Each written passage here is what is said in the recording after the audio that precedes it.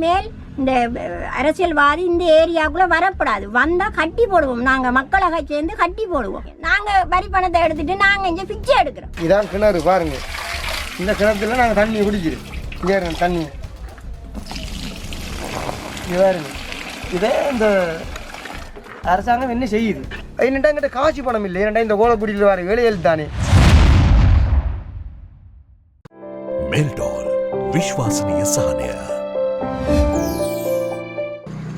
நாங்கள் இந்த இடத்துல டொய்லெட் வசதி இல்லாமல் நிறைய வாழ்ந்து கொண்டிருக்கோம்.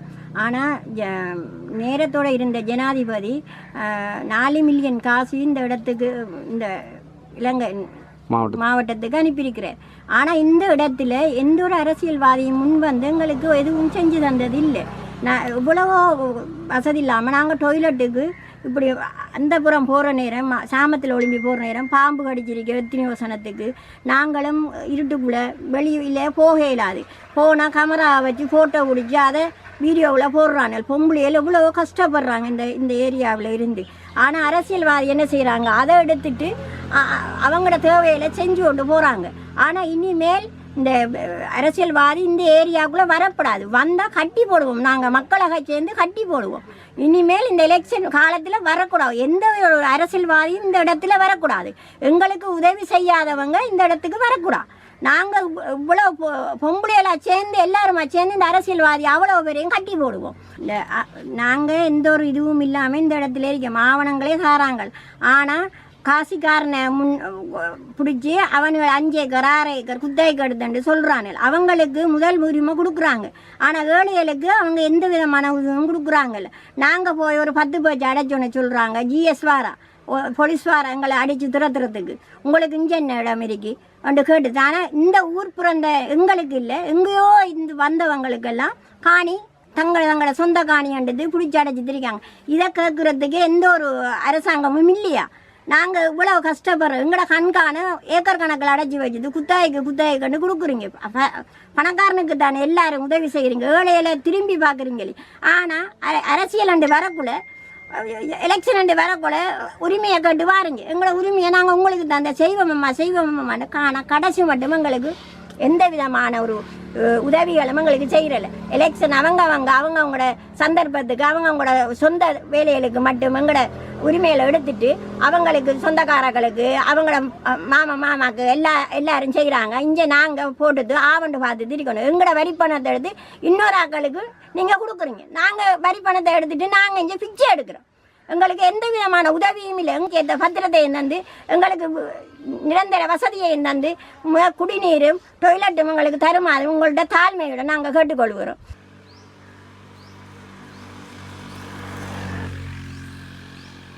ஆனால் உண்மையாக வாராக்கள் நல்லதை செஞ்சு கொடுக்கணும். எல்லாம் புள்ள ஊட்டி வச்சிருக்கிறது.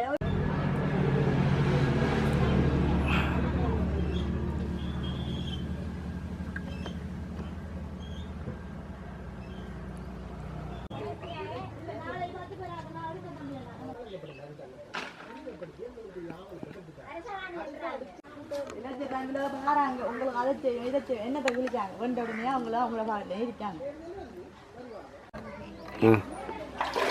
இதான் கிணறு பாருங்க. இந்த கிணத்துல நாங்கள் தண்ணி குடிக்கிறோம். இங்கே தண்ணி பாருங்க. இதே இந்த அரசாங்கம் என்ன செய்யுது? இந்த தண்ணியை நாங்கள் எப்படி குடிக்க செஞ்சு பாருங்க. இது பாருங்க.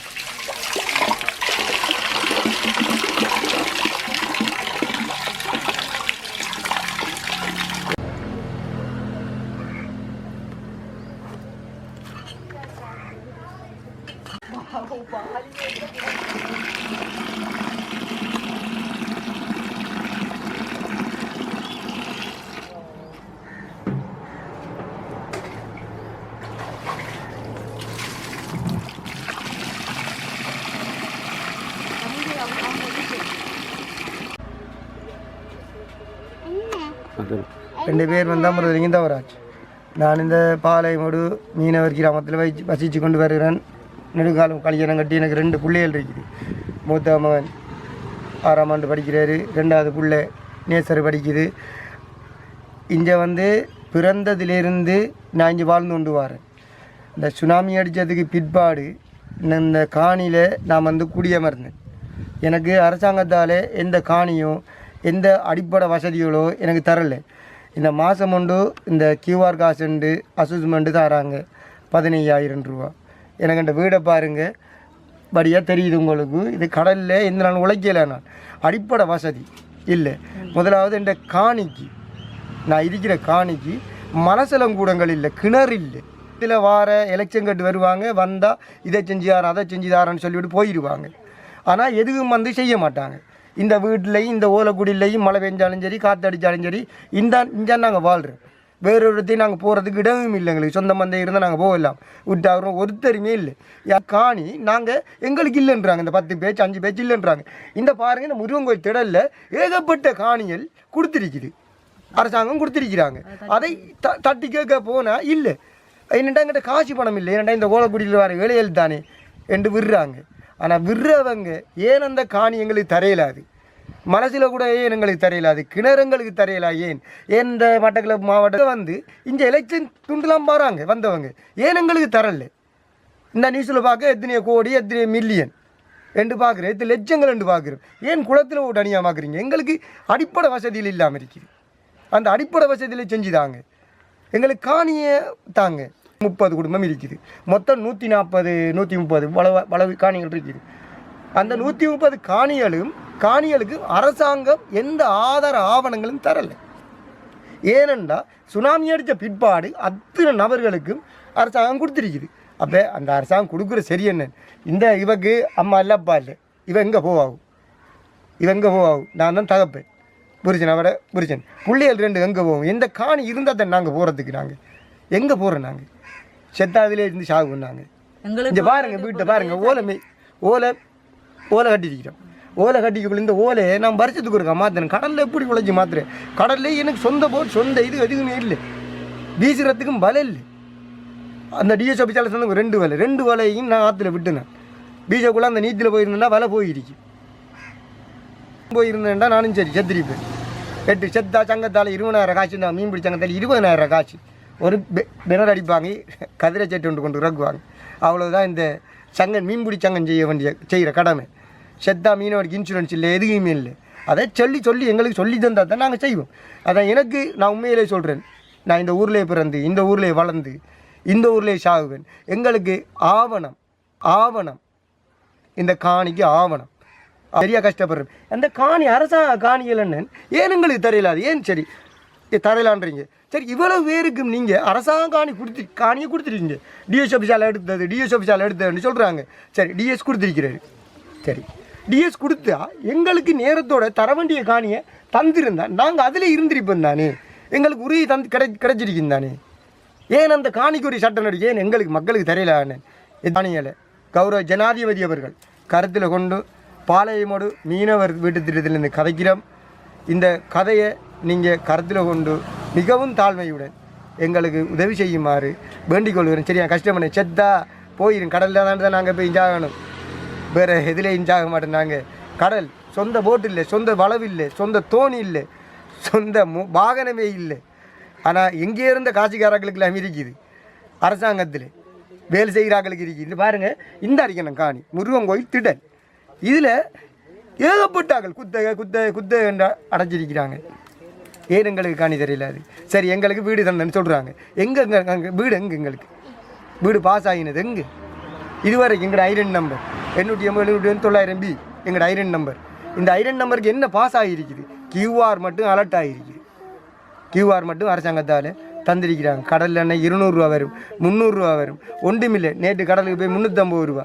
2 பிள்ளைகளையும் தான் எப்படி பார்க்குறேன்னா, நான் முன்னாள் போராளியாக இருந்து சுனாமி அடித்த பிற்பாடு புனர்வாழ்வு யாழ்ப்பாணம் தெல்லிப்பளையிலேருந்து வந்த நான் ரிலீஸ் ஆகி, அதுக்கு பிறகு இந்த கடற்தொழில பழகி கல்யாணம் கட்டி இந்த வளவுலாம் வாழ்கிறேன். அந்த சுனாமி அடிக்கக்குள்ளேயே எங்கள் அம்மா இருந்த இந்த வளவுக்குள்ளே அதோட எல்லா ஆவண ஆதாரங்களும் பெய்த்து அதிலையும் எதுவும் கிடைக்கல. டெல்லிப்பளையில் இருந்து நான் 2001 ஆண்டு இருந்து நான் டெல்லிப்பளையில் யாழ்ப்பாணம் புனர்வாழ் நிலையத்தில், அதாலையும் இந்த எதுவும் வழங்கல்ல.